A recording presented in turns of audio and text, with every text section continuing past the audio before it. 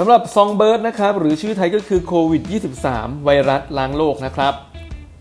หนังเรื่องนี้เนี่ยจัดจำหน่ายโดย M Picture กำกับโดยอดัมเมสันนะครับแล้วก็ควบคุมการผลิตอำนวยการสร้างโดยไมเคิลเบย์นำแสดงโดย KJ อาปาโซเฟียคาสันอเล็กซานดราดาดิริโอนะครับเดมิมัวปีเตอร์สตอร์แมร์พอลวอเตอร์ฮาวเซอร์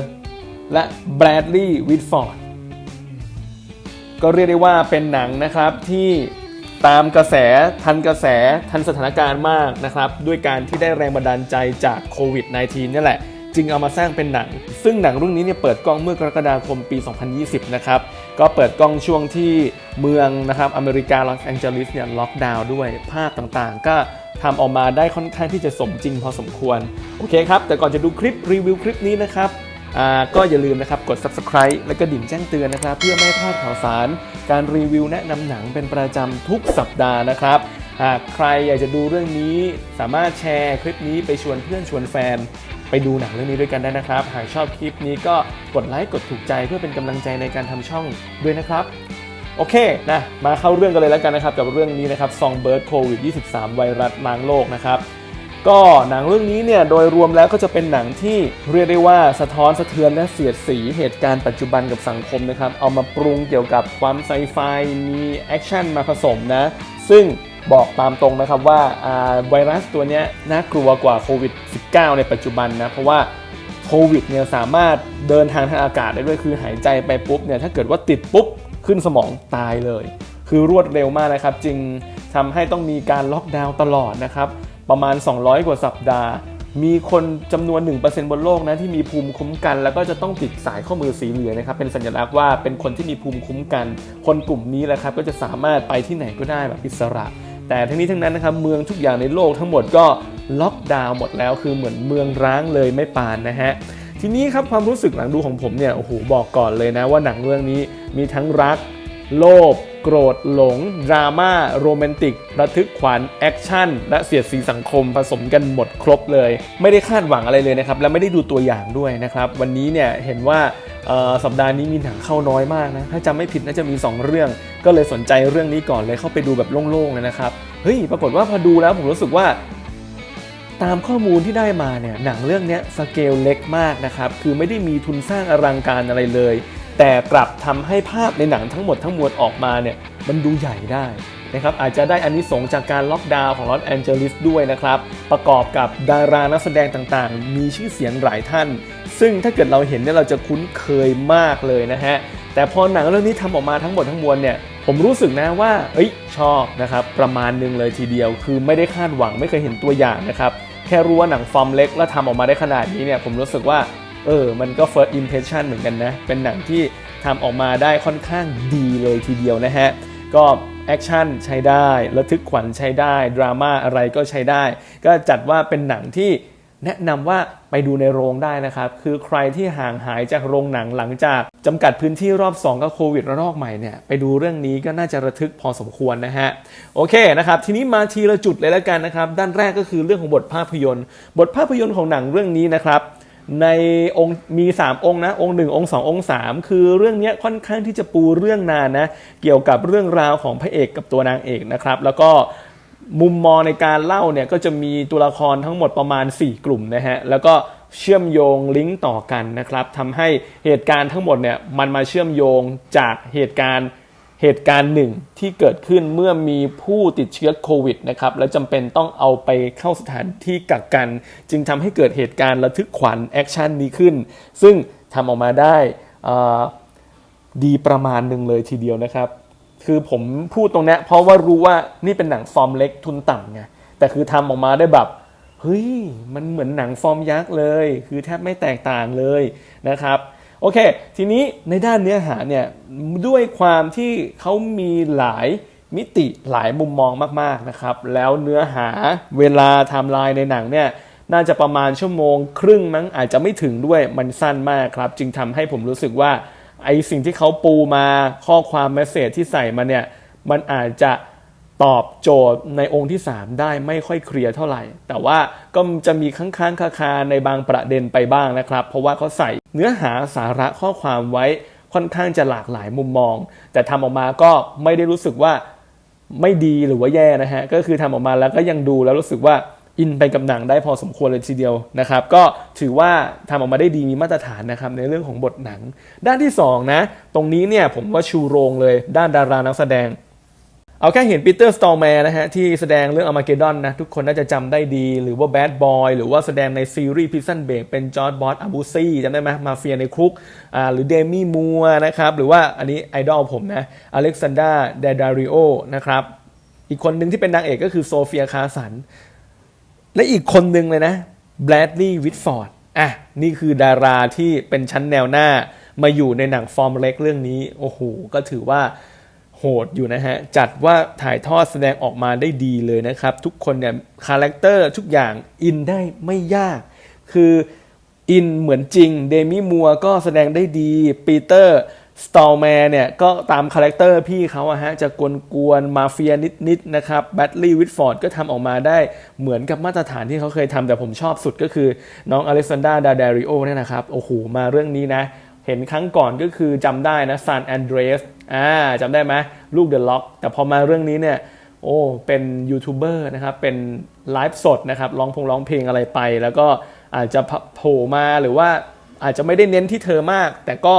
ถือว่าจะลงใจกับหนุ่มๆได้พอสมควรนะครับแล้วก็ดาราพระเอกนางเอกก็คือ KJ อาปาแล้วก็โซเฟียคาสันอันเนี้ยทำได้ดีเลยคือผมรู้สึกว่าถ้าหนังยาวกว่านี้อีกนิดสักนิดนะอีกเพิ่มไปอีกสัก10 นาทีเนี่ยผมจะอินกับความรักของตัวละคร2ตัวนี้เพิ่มมากกว่านี้นะครับฉะนั้นเนี่ยดารานักแสดงนี่คือ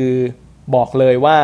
ดูแล้วคุ้มฮะแค่ดาราแต่ละคนที่อยู่ในหนังเรื่องนี้ก็คุ้มแล้วในด้านต่อไปนะครับองค์ประกอบฉากองค์ประกอบศิลป์แสงสีเสียงนะครับด้านนี้อย่างที่เกริ่นเอาไว้ก็คือเรื่องนี้เป็นหนังฟอร์มเล็กแล้วก็ต้นทุนต่ำมากนะครับแต่ด้วยการที่เขาถ่ายทอดออกมาเนี่ยนะครับทำให้รู้สึกเหมือนหนังฟอร์มยักษ์CG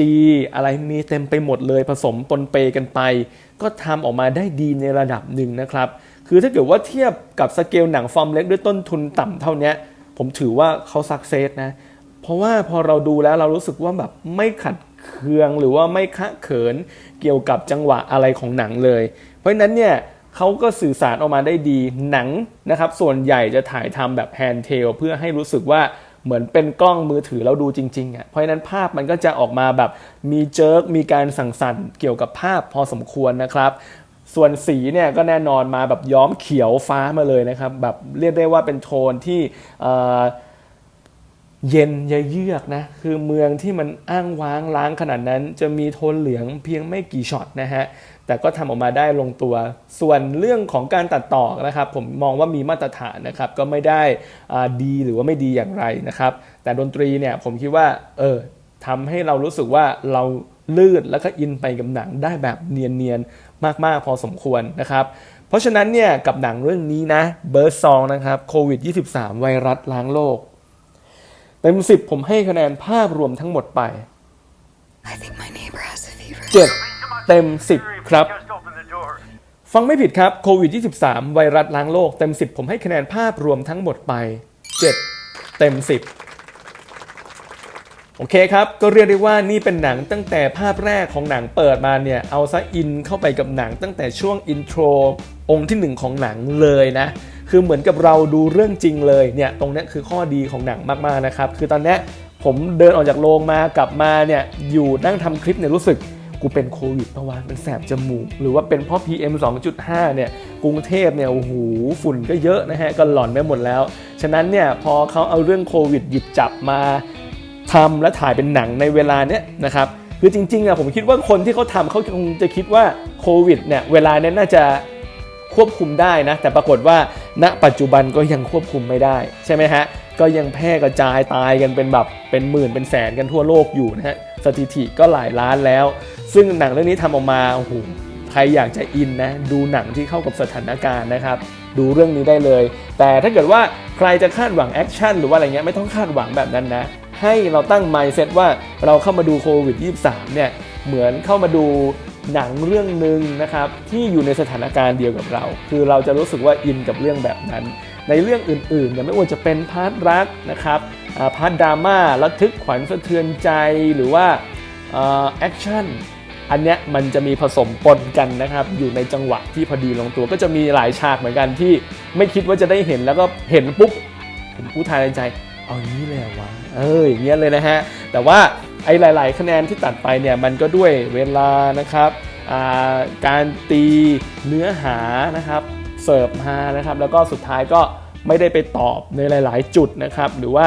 ในเรื่องของบางองค์อย่างเช่นองค์ที่1เนี่ยโอ้โหเรียกได้ว่าปูเรื่องกันยาวมากๆนะครับคือทิ้งเรื่องไปที่ Messenger ตัวพระเอกส่งของเนี่ยนานนะครับพอสมควรโอเคผมเข้าใจนะว่ามันจำเป็นต้องเล่าเรื่องผ่านตัวละครตัวนี้แต่หนังมันจะรู้สึกว่ามันจะวนอยู่ที่เดิมเนี่ยประมาณครึ่งชั่วโมงนะฮะกว่าจะมาพีคเข้าเรื่องเนี่ยเหมือนกับว่าครึ่งองค์ที่2ไปแล้วอ่ะถึงจะเกิดเรื่องที่จะเข้าเรื่องนี้ฮะเพราะนั้นเนี่ยในส่วนนี้ผมก็จะหักคะแนนไปแต่ว่าถ้าถามว่าผมชอบไหมผมชอบนะก็เป็นหนังที่ใครเนี่ยที่คิดถึงโรงหนังนะครับอยากเข้าไปดูหนังสักเรื่องเนี่ยก็แนะนำเรื่องนี้เลยนะฮะกับโควิด-23 นะครับไวรัสล้างโลกนะครับก็สำหรับเรื่องนี้ใครไปดูมาแล้วรู้สึกอะไรยังไงก็คอมเมนต์พูดคุยกันได้นะครับสิ่งที่ผมพูดเนี่ยอย่าเอามาตัดสินนะว่าหนังเรื่องนี้ดีหรือไม่ดีอย่างไรนะฮะก็ควรจะไปดูด้วยตาฟังด้วยหูและสัมผัสด้วยความรู้สึกของตัวเองก็แล้วกันนะครับใครไปดูมาแล้วก็คอมเมนต์พูดคุยกันได้ให้คะแนนกันได้นะครับส่วนผมเนี่ยให้7 เต็ม 10นะครับสุดท้ายก็ขอฝากแพลตฟอร์ม YouPick นะครับแอปพลิเคชันช้อปปิ้งออนไลน์ใหม่จาก Lazada ที่ให้ลูกค้าทุกคนนักช็อปเนี่ยได้รับส่วนลดมากถึง 30% แถมสามารถได้รับสิทธิพิเศษช้อปปิ้งสินค้าได้รับเงินคืนถึง 60% ด้วยนะครับหรือว่าสามารถนำสินค้านี้ไปทำธุรกิจไปแชร์เปิดร้านค้าต่างๆแบบไม่ต้องลงทุนเนี่ยหรือว่าเชิญชวนคนใส่รหัสตัวเองเป็นลูกค้าเนี่ยก็สามารถทำได้เลยนะครับก็สามารถโหลดได้เลยที่ Google Play และ App Store หรือคลิกเข้าไปที่ลิงก์นี้นะครับเวลาโหลดแอปมาจากช่องทางไหนก็ตามแต่อย่าลืมใส่รหัสคำเชิญ14484ด้วยนะครับทุกคนที่ซื้อสินค้าในนี้จะซื้อจากผู้ผลิตโดยตรงและคนที่ได้รับค่าคอมมิชชั่นคืนก็คือจะได้รับจากใครครับก็จากผู้ผลิตเหมือนกันโอเคครับสุดท้ายนี้ก็ฝากกด Subscribe แล้วก็ดิ่งแจ้งเตือนด้วยนะครับเพื่อเป็นกำลังใจในการทำคลิปต่อไปเรื่องนี้ก็สามารถไปดูในโรงได้นะครับก็รักษาระยะห่าง New Normal ด้วยรับรองว่าน่าจะหลอนพอสมควรกับเรื่องนี้โควิด-23 ไวรัสล้างโลกหรือ Songbird คลิปนี้ลาไปก่อนนะครับสวัสดีครับ